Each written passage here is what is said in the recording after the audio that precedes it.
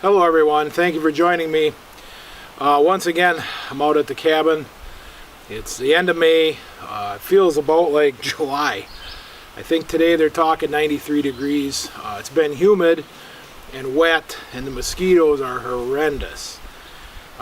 Earlier in the video, I had to haul in by hand. I had to bring in some concrete, and the swamp crossing is just too wet.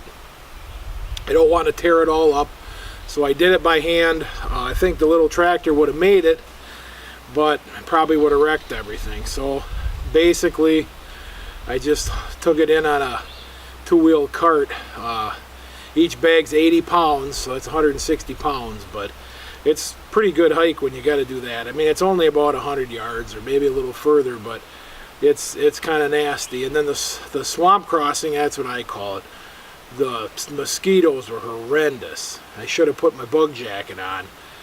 Even right now where I'm sitting here in the shade next to the cabin, it's not good. So I mean, they're right here buzzing me, and but it's that time of year, and you're gonna have that. You have a wet spring, so I did some other messing around too in the river and stuff, and worked on the cabin a little bit. But I'm gonna pack it up for today. It's too warm, and we'll maybe try it.